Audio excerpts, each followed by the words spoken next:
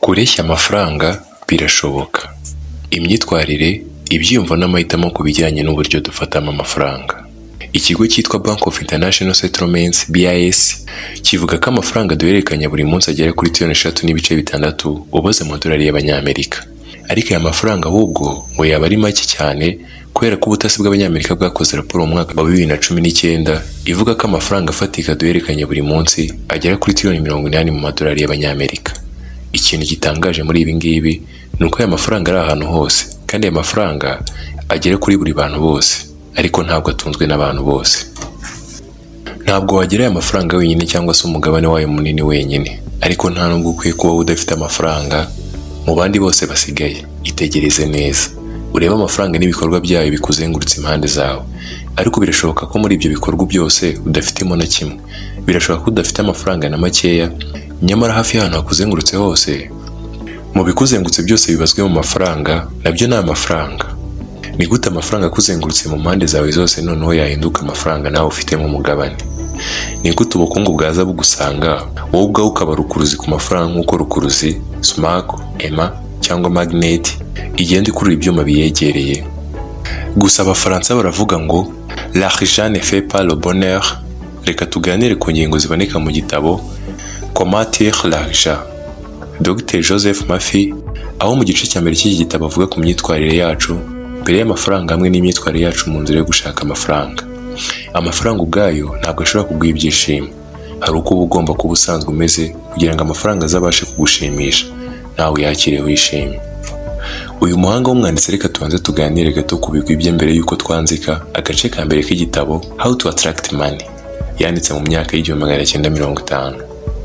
Dr Joseph Murphy ni umugabo w'umuhanga cyane mu bya filozofiya n'ubukungu, aribyo philosophy and economics mu rurimi rw'amahanga.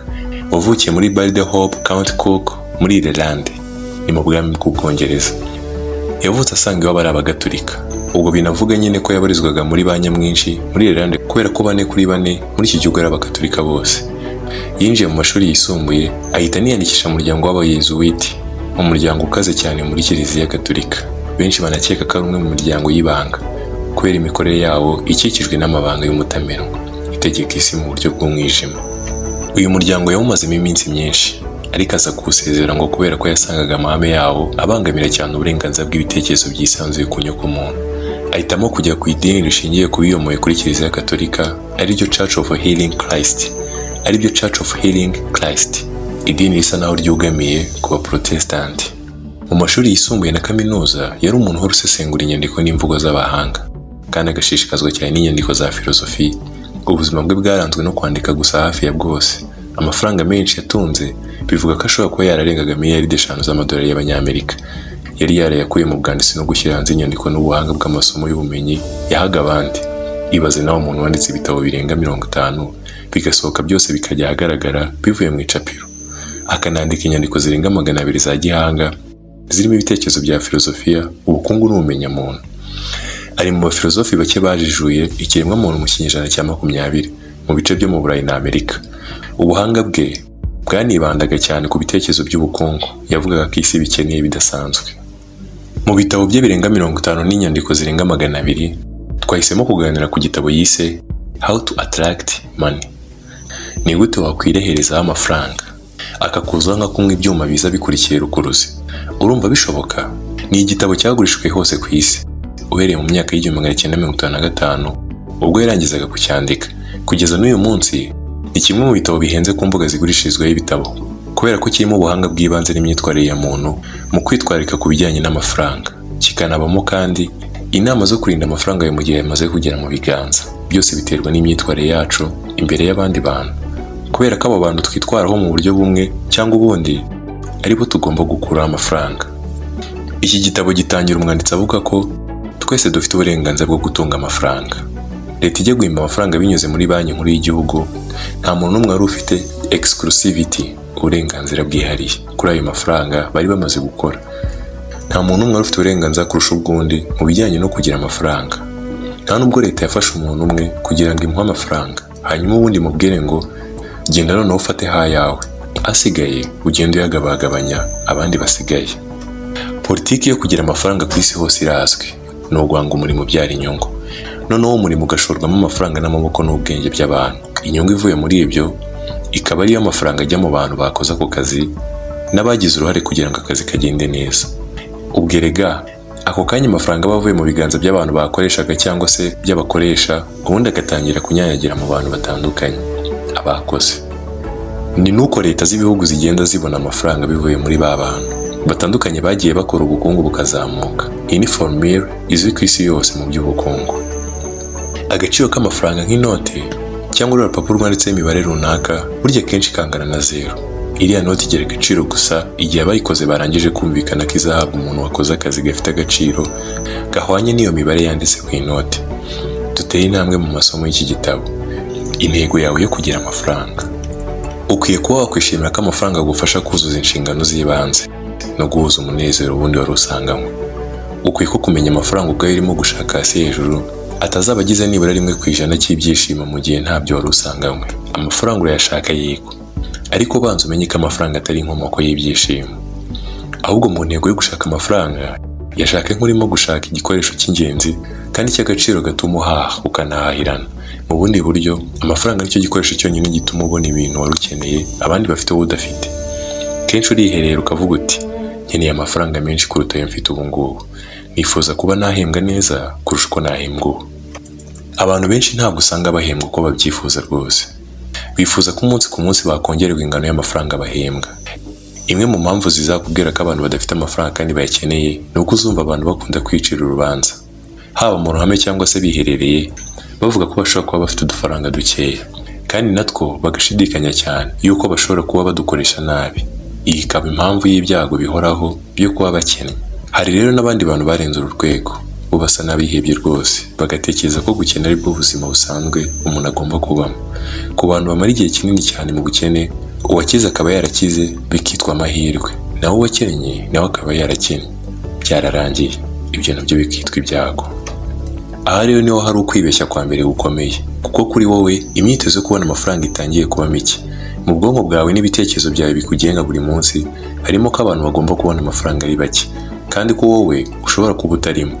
Niba unarimo bishobora kuzaba ari amahirwe rwose ashobora kuza gake mu buzima cyangwa ntaze.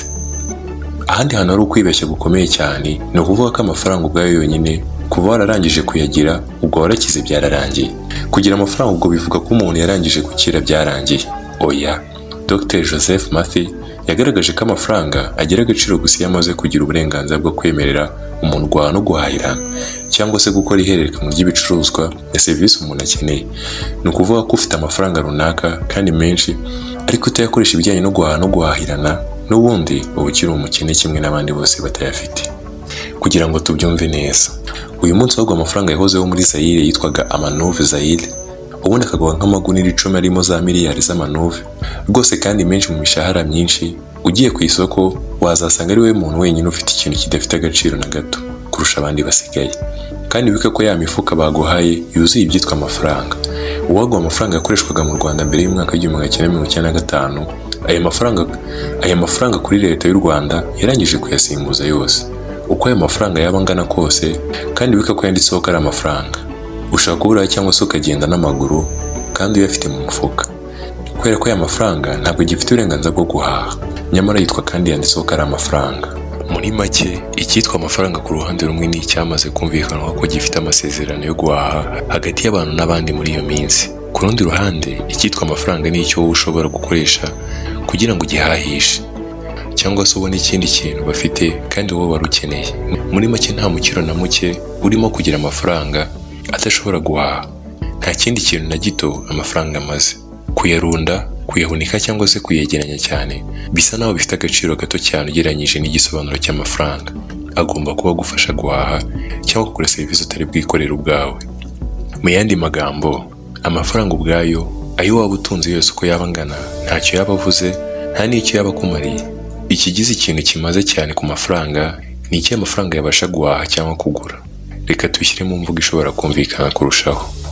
Amafaranga ufite yakagombye kuba agufasha guhaha ibiryo by'amahitamo yawe, yakagombye kuba agufasha kujyana abana bawe mu ishuri nanone ry'amahitamo yawe, kugenda mu modoka wishimiye cyangwa se gutega igare wahisemo, cyangwa se nanone kuba mu nzu runaka wihitiyemo y'ibyifuzo byawe. Ku bizera Imana bazi kandi bavuga ko Imana itaremye abantu ishaka ko bicwa n'inzara cyangwa se babaho nabi. Na Dr Murphy wanditse iki gitabo niko yabibonaga, ngo Imana ishaka ko abantu bava ku rugero rumwe bakajya ku rundi rugero, bagatera intambwe ku bijyanye n'iterambere ryabo. Niba ushaka kugira amafaranga kandi ukayakurura nk'uko icyuma gikururwa na rukuruzi, banza wiyambure imyizerere runaka, imigirire n'imitekerereze hamwe n'inyigisho ziciriritse cyane ku mafaranga. Uzasanga abantu benshi cyane basubiramo baririmba bikiranya ngo amafaranga burya ni amabyi ya shitani, amafaranga ni inshuti mbi, ntarara bushyitsi, niyo araye azinduka agenda, amafaranga nta kigenda cyayo, ngo amafaranga nicyo kintu cyangiza isi, ngo abakire si abantu, ngo abafite ubutunzi nibo bagome kurusha abandi bantu bose basigaye. Interuro nk'izi ziboneka mu kanwa k'umuntu wifuza kuzatunga amafaranga. Kenshi uzajya wumva imvugo nk'izi zicisha bugufi y'amafaranga n'abamaze kwegera bose. Mutekereza ko abakire bo bahimba ziriya mvugo zimeze kuriya, cyangwa se ahubwo abantu badafite amafaranga nibo bashobora kuzihimba koko? Murumva ari bande bashobora guhimba izi mvugo? Nawe wisubize ku giti cyawe. Hari abo uzumva bavuga ngo isi yakagombye kugira amahoro iramutse idafite amafaranga. Twibuke ko amafaranga ari igikoresho kiri ku isi cyoroshye cyane ibijyanye no guhaha no guhahirana, nk'uko hari n'ibindi bikoresho nyine bidufasha mu mirimo itandukanye buri munsi. Nk'uko ubizi neza ko umurimo w'amashanyarazi udufasha gucana no kubonesha mu mwijima, nk'uko ubizi neza ko umuriro ugufasha kubonesha no guhisha ibiryo, cyangwa se nk'uko ubizi neza ko imvura igufasha kugira ngo ibintu wateye mu butaka bikure, n'amafaranga afite akazi kayo. Amafaranga yiyabara mu zindi filozofiya zitagira uko zingana kandi zitagize icyo zimaze. Amafaranga yabari nk'igikoresho abantu bakoresha mu guhaha no guhaha, nta kindi.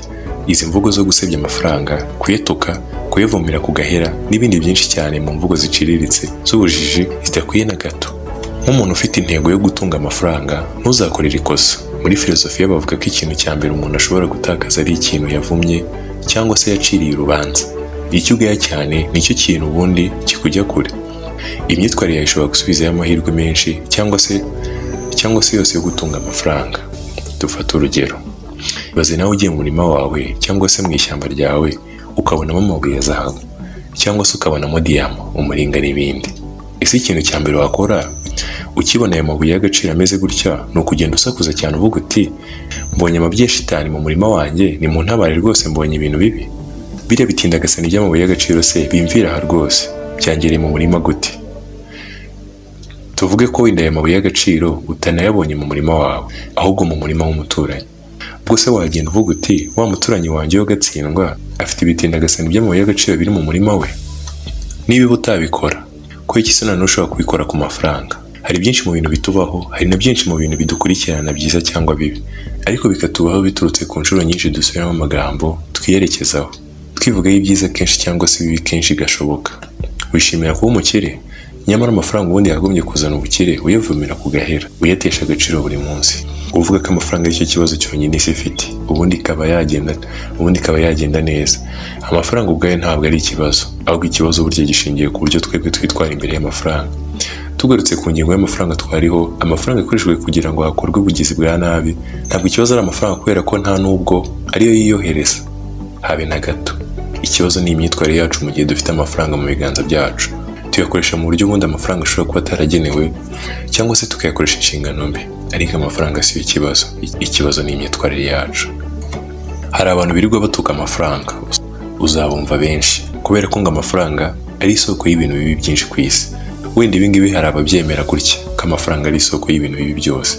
Ariko niba ukeka ko amafaranga ariyo azana ibintu bibi byose biri mu buzima bwawe, uzahindura akantu gato, ufate ubuzima bwawe bukoremo icyitwa amafaranga cyose, n'ikintu cyakenera cyose, ubundi usigarane ubuzima bwawe butagira amafaranga. Nubwo ntazi ukuntu bwaba bumeze cyangwa se niba uzabushobora, hanyuma noneho nyuma yaho uzatanga ubuhamya ku mugaragaro ko kuva wareka guhura n'amafaranga n'ibijyanye nayo, ubu noneho usigaye wituriye muri paradiso. Ntabwo mpamya ko ari gutya ibintu bizaba bimeze mu by'ukuri. Ubuzima bwa muntu ku isi buteye ku buryo nta kintu kimwe kitubaho gihagije ngo gitange umunezero wuzuye ku buzima bwacu. Umunezero niba ushobora kubaho ku bantu uterwa n'impurirane z'ibintu byinshi cyane byahuriye hamwe. Muri iki gitabo Dr Murphy aragira ati, nushaka amafaranga ako kanya ukimara kuyabona cyangwa se wayabwiriye bikaguca ku nshuti, bikaguca ku muryango cyangwa ku bandi bantu mwagendanaga, akagutandukanya n'abo mwasangiraga bya buri munsi mu buzima busanzwe, ayo mafaranga azaba aje kuba intangiriro y'ubuzima butishimiye kuri wowe. Ubuzima bukeneye abandi bantu, bukeneye n'ibindi bintu kugira ngo ubuzima bushyize ibintu byose ku munzani, aribyo balanced way of life mu ndimi z'amahanga, noneho buzana ibyishimo mu buryo burambye. Umutego benshi tugwamo ni ugukunda amafaranga y'umurengera kandi by'umurengera. Gukunda amafaranga y'umurengera kandi by'umurengera biri mu bintu bikurura ibyaha byinshi. Bamwe bahitamo gukora ibyaha n'ubugizi bwa nabi ndetse ntibanatinye kuriganya kugira ngo bayabone. Igihe utayabonye nk'uko ubyifuza, bikurura umuhangayiko, kwiheba no kurwara agahinda gakabije ndetse n'indwara zibyohotseho. Gusa ku rundi ruhande nanone kwiyanga by'umurengera bituma amafaranga atazigera agendera mu nzira wiyemeje kunyuramo. Ikibazo gikomeye aha ni amahitamo yawe ku mafaranga. Dore uko ukwiye gufata amafaranga aguze ibintu byose ukeneye, ariko ntabwo ukeneye amafaranga kugira ngo ubone ibintu byose wifuza. Impamvu ni uko amafaranga agura ibintu byinshi mu bifatika n'ibidafatika dukenera, ariko hari ibyo amafaranga atabasha kugura mu byo dukenera bya buri munsi.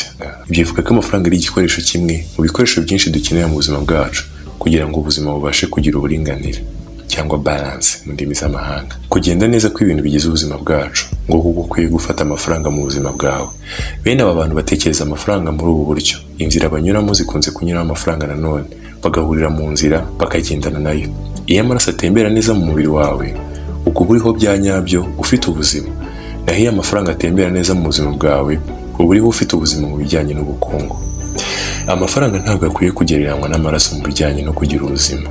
Amaraso agize ubuzima bw'umuntu bwuzuye mu bijyanye no kubaho kw'ibinyabuzima, umubiri, naho amafaranga yo agize agace gato cyane k'ubuzima kitwa ubuzima bw'ubukungu. Kubaho by'ubuzima nta hantu na hato bihuriye no kubaho mu by'ubukungu. Amafaranga wari ufite iyo agiye, akenshi n'ubukungu wari ufite hari igihe buba bugiye, ubwo noneho ugatangira kubura ubuzima bujyanye n'ubukungu. Ariko ubundi buzima busigaye bushingiye ku mibereho y'umuntu duhabwa n'uko amaraso atembera neza mu mubiri wacu n'imikorere y'ubwonko bwacu byo bigumaho. Ni ukuvuga ko kubaho umuntu adafite amafaranga bishoboka rwose. Ibi ngibi bitanga isomo rikomeye cyane ry'uko nta hantu hamwe dukwiriye guhuriza ubuzima bwacu n'amafaranga. Ariko nanone nk'uko twabibonye haruguru, dukeneye ibintu byinshi mu buzima bwacu kugira ngo bugendere kuri gahunda iringaniye, balanced. Kugira ngo ubuzima noneho buturyohere kurushaho, ngiyo impamvu yonyine ituma dukenera amafaranga. Iyo abantu batangiye kwegeranyiriza amafaranga yabo mu masanduku y'imitaminwa, batinya ko ibihe bishobora kuzaba bibi, bigasanga nta mafaranga basigaranye mu nzu zabo cyangwa se mu mifuka yabo, bagahunika ya mafaranga yabo mu nzu, icyo gihe n'ubundi abantu b'abahanga mu by'ubukungu bavuga ko uri umurwayi mu buryo bw'ubukungu. Impamvu ni uko amafaranga ufite n'ubundi atari ayawe gusa. Nta nubwo akwiriye kuba arunze ahantu hamwe mu isanduku cyangwa se mu mutamenwa mu rugo rw'umuntu ku mpamvu iyo ari yo yose. Amafaranga yawe akwiriye kuba ari mu kazi kawe cyangwa akazi k'abandi, akaba arimo akubyarira inyungu wowe ku giti cyawe cyangwa se arimo abyarira inyungu ku bandi bantu. Ni n'uko ubukungu bw'umuntu ku giti cye n'ubw'igihugu bizamuka.